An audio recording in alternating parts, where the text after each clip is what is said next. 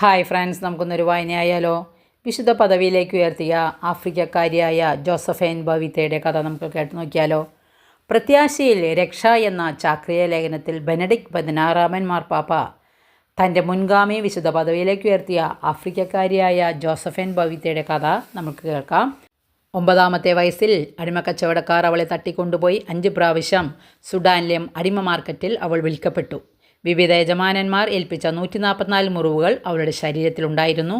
ഒത്തിരി സഹിക്കേണ്ടി വന്ന അവൾ തികച്ചും വ്യത്യസ്തനായ ഒരു യജമാനനെ ഈശോയിൽ കണ്ടെത്തി. അത് അവൾക്ക് പ്രതീക്ഷ നൽകി. ഞാൻ തീർച്ചയായും സ്നേഹിക്കപ്പെടുന്നു. എനിക്കെന്ത് സംഭവിച്ചാലും ആ സ്നേഹം കാത്തിരിക്കുന്നു. അതിനാൽ എൻ്റെ ജീവിതം നല്ലതാണ് എന്ന് ഏറ്റുപറഞ്ഞാണ് അവൾ പിന്നീട് ജീവിച്ചത്.